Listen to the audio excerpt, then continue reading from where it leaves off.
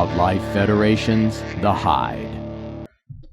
Welcome back, everyone. Mark Hackage, Taylor Finger, and our honored guest, George Meyer, here on The Hide at the Wisconsin Wildlife Federation's annual banquet here in Wisconsin Rapids. And today we have the man, the myth, the legend, George Meyer, conservation icon, and I guess the face and name that everybody in conservation knows, not only in Wisconsin, but, across the country. George, it's our honor to have you on. Absolutely. Thank you. It's great to be on with you both, and it's good people, good friends, and a great gig you got going here. Yeah, I had to pay a lot of money to get you on, just so everybody knows. This was not a cheap adventure. So George, tell us how this started. What was it? When you were in sixth grade, did you know you wanted to be in conservation? No, I grew up at a small dairy farm in east central Wisconsin, and I wanted to be a farmer. Having asthma and hay fever Not happening. Sort of delayed that permanently. Went to school, was actually going to go into business or whatever, and but then decided to take a trip down to Madison to go to law school. Needed a job, and so I started working. A friend of mine was a law clerk at DNR, so he left to do something, and I needed the money. I applied for the job, and 32 years later, I left DNR. Started out as a law clerk, practiced environmental conservation law with the department, wide range of everything from water quality to hunting, and then I wanted to get in management, so I could have more of an impact. I really fell in love with conservation, and a lot of that came from growing up on a farm. So applied for a position as a division administrator, and at that time the law enforcement division, the wardens, and some other water protection. They gave you a gun? No, and nor did they give me a badge. Everybody needs a badge. I was a civilian. All right.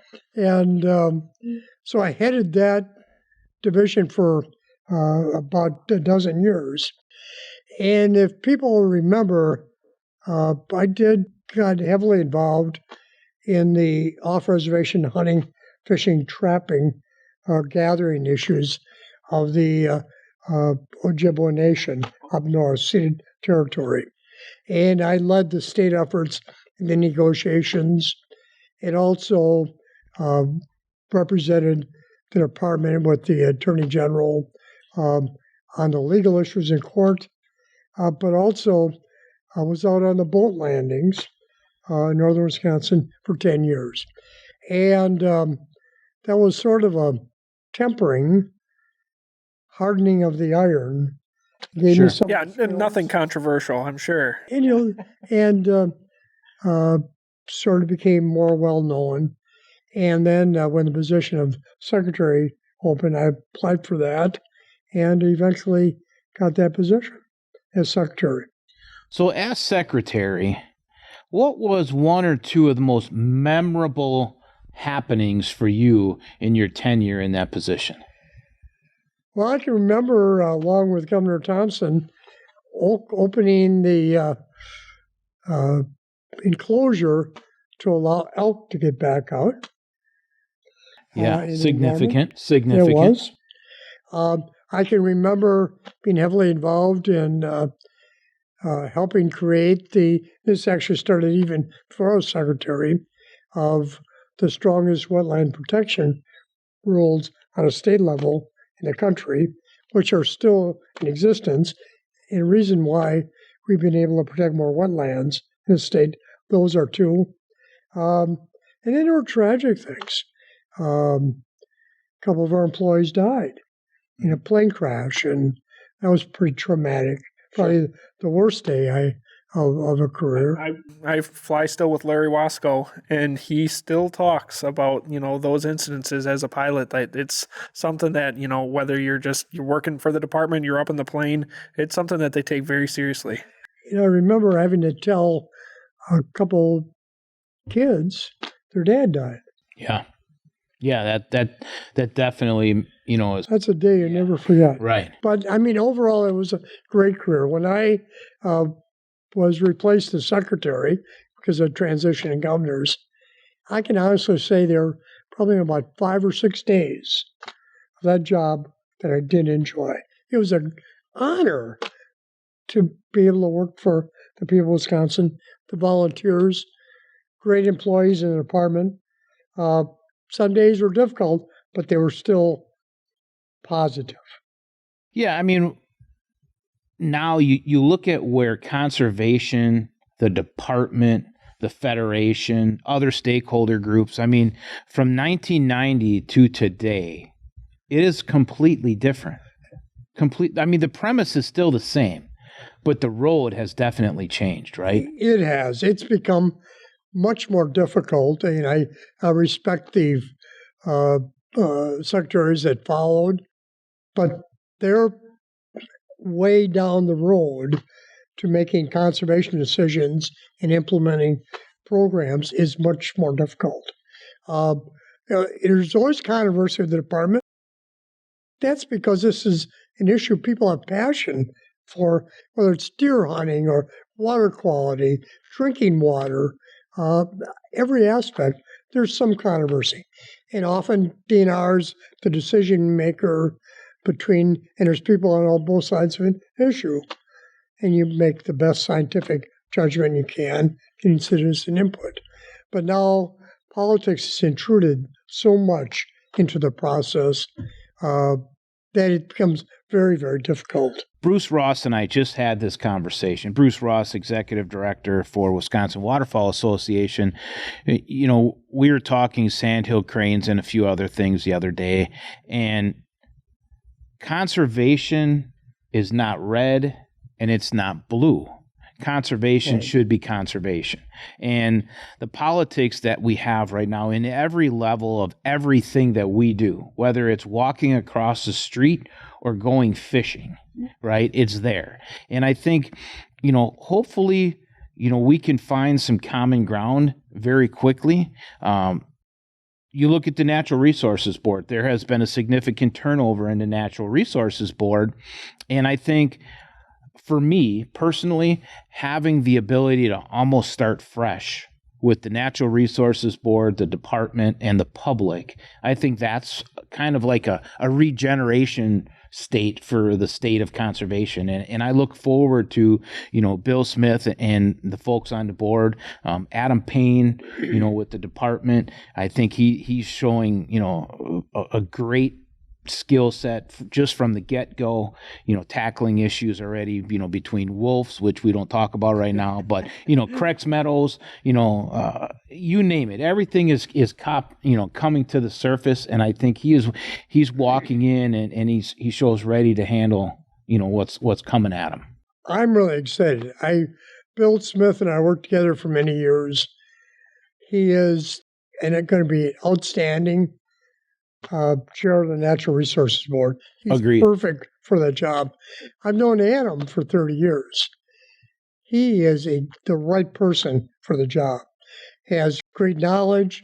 He understands the issues from water quality to hunting and fishing. He's been involved in all of them. He's been a government administrator over in Chippewa County, knows how to work local unit government.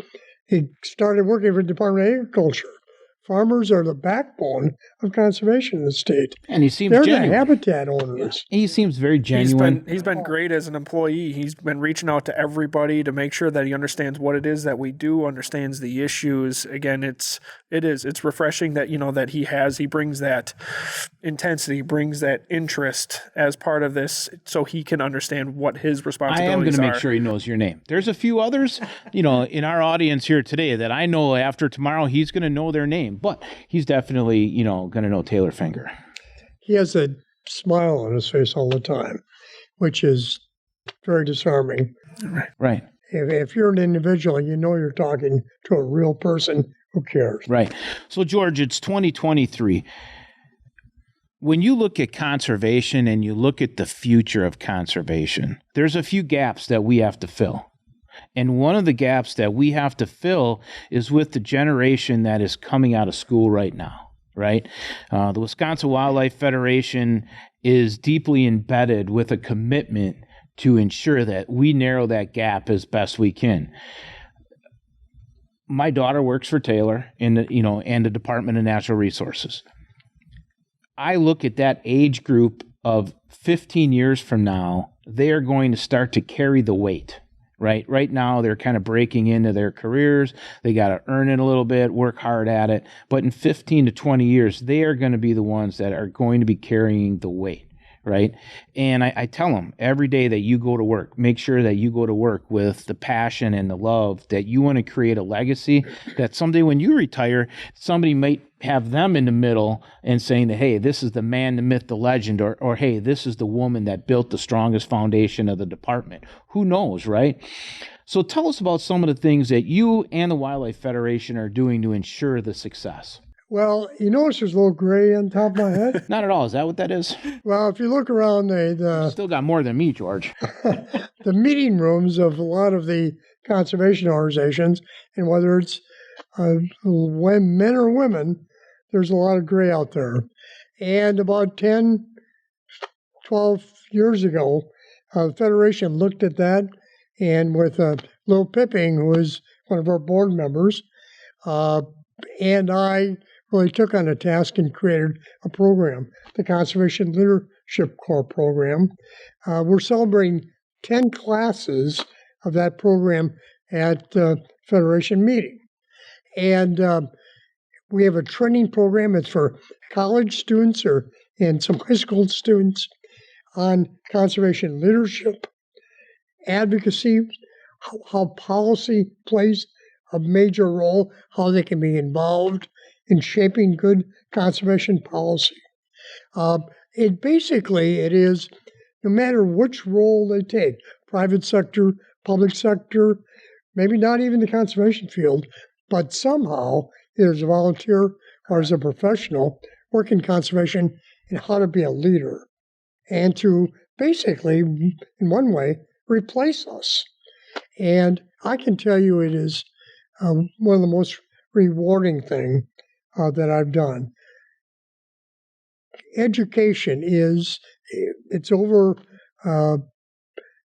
spoken that how important it is, but especially getting them the tools they may not get from academic course. I cannot express how important that is when, I'm hiring an assistant or I'm on an interview panel, is having that passion or having that leadership. I can teach you whatever you need to know about turkeys. I can teach you whatever you need to know about ducks. But if you are willing to show up and have the passion, have the interest, and have the go-getting of what you need to do and understand what your role is going to be, we'll teach you whatever else you need to do. So it is as important as your experience, whether you went and spent 6 months doing this or you spent 6 months doing that. If you come to it with, the idea that I want to be a conservationist, we'll teach you the rest. And for the people that are doing it and helping them, it is so rewarding. They're smart. They're passionate and they're ambitious. They just need the tools, the interpersonal tools, right, the self-confidence on how to do it. This is how you make presentations. This is how you can help convince people. Have a phone call. To do something. If you have to deal with an angry phone call. Again, we go to college. And you got those? Yeah. Yeah, you go to college and you're like, okay, I know how to read a scientific paper, but I've never had a phone call with another person on this. So yeah, having those tools is going to put you that much farther ahead of a person that hasn't had it. Wait till you get a phone call from people that don't think there should be nudity on the meeting. Oh yeah. All right, different topic. No, for sure. Well, we're sitting next to the right person to talk about that, right? Lawyer? No? No, I thought all right, okay. You didn't mean the nudity in Beach. So George, you look back at one of the most amazing careers that anybody could wish they could have. Let's be realistic. When you reach the maturity that says, this is going to be my career, my passion, and you give it everything that you have to give. And when you are starting to exit that community and they elect you to the Conservation Hall of Fame, Is that not the pinnacle of a conservation career? It is, but I can tell you it's humbling. It really is, because you learn. I mean, and I learned very early. And part of it is the collegial relationship with people in the Department of Natural Resources. I never considered myself above them, above anybody. I started at the bottom. And we call that leadership. Well, yeah. If you're a good leader, you are a humble person. They were my friends. I still had the responsibility, but I knew what they all had done to get there because I had lived with them through it. So it is humbling, and of course, your family, the sacrifices they make. It was back in 2018. It was May 5th, the day I was put into the Hall of Fame. But as I told them, that wasn't the most important thing that happened on May 5th. It was my wedding anniversary. There you go. And I was smart enough to say that. And we call them brownie points, for George. Sure. And again, I don't want to, you did all this with the department. Even after your career with the department, you spent all of this time with the Federation. When I was an LTE coming to the Waterfowl Hunter Conference. You were in high school when this started, Taylor. I know, but coming to the conference and yours was the most well-attended thing because people needed to hear what was the important legislation that was coming down that hunters and fishermen and sportsmen and women needed to pay attention to because this is what you need to be voting on. I mean, as a young professional, this is outside your career as a department here with the Federation. It was something that it said to me is that, hey, once I retired, I didn't just go away. This is what I was passionate about for an entire career. And then outside of my career, I'm volunteering my time to make sure that the citizens know how important this is. It gets in your blood. It really is. Well, I think it's commitment. It's a love. I mean, it's when George Meyer went to work, it wasn't a job. It was a passion, and it was a love for conservation. I think that's true for many other people in the Department of Natural Resources, another resource agency. It's a avocation and a vocation, both. One of my good friends is a retired conservation warden, and I remember when he retired, it was, coming into hunting season, and I remember sitting out there on day one of that year when we hunted together, and he's kind of unique. Let's just leave it at that. And he kind of looked at me and he said, "Boy, do I miss going to work." And I said, "Yeah, give it a while, or we could trade." And he said, "No, I don't want to trade." But the point is when you love your job, you're going to miss your job. Even when you retire and enjoy life, grandkids, you spend more time with your wife, your family. Mm-hmm. But when you do something for 30 plus years or 40 years, that's pretty much everything for a long time, right? Right, exactly. So, George, going forward for George Meyer, what are we doing next? Well, I have a grandson. Sundays are his adventure day with his grandparents. So 1/7 of my life is going to be spending time with them. It's our 50th wedding anniversary in a month. So I'm spending a lot of time with my wife. She retired same time, and we're just enjoying life together. I plan to write a book about my career and all the funny stories. Having a hang noose behind me during a public hearing the whole time. And there's a lot of stories to tell and whatever, but sharing the experiences and what has happened that I've seen in conservation since the 1970s till today. Taylor doesn't remember 1970. No, I wasn't even a twinkle in someone's eye in 1970. So that's what I get to look forward to. If my daughter's watching, no grandkids yet. Just saying. But you know what? Someday's good. But I wish nothing but the best for you, George, because of everything that you did for everybody. And I'm in that group of everybody. And I appreciate having to look to you as a mentor as I started to grow in conservation, and then being fortunate enough to come to the meetings and see the leader of the group speak and spend a few minutes with me and say, you could probably say it like this and get more, responses that you want to hear. Or maybe you got to push a little harder here, and I think that's it. Having a mentor, right? And Taylor and I, we do that every day, right? Right. Yeah. I can't emphasize, you and I, we didn't work in the department at the same exact time, but for each one of these things where I meet you at, and I've gone to, hearings, and I've gone to those things, and to see how you handle the situation, putting those years of experience towards that, and then coming out, and no one's, in my experience, people aren't leaving the room upset because of the way that you've handled that. Right. And I mean, they may not necessarily agree with you. That's the discussion, Mark, and I always have. But if you can respect how the scenario was handled, that you've won something. I learned that the hard way. Yeah. Right. We all do. Yeah, right. And just try to pass it on, especially these students, so they understand. Think about how doing this a different way and you'll be effective. And so they don't make some of the mistakes I made, make their life a little bit easier and make it more effective earlier. Well, Mrs. Meyer, you've put up with a lot for a long time. 50 years. It's true. 50 years. That's true. And I personally want to thank you for doing that, because I've learned a great deal from George, and I hope that someday I can be as fortunate as George. And it's not much, but Love it. Listen, it's what we can give you for taking a few minutes out of your Friday night. Appreciate it. And George, thanks for everything that you've done and that you continue to do. good luck with your podcast. Thanks, George. Awesome. Thanks, George. Great show. Well, folks, that's it for today. Chase Baker at Grit is the man behind the camera, as usual. And we just want to say thanks for watching. I hope you enjoy it. Please hit the subscribe button. Wisconsin Wildlife Federation depends on your support. Thank you so much.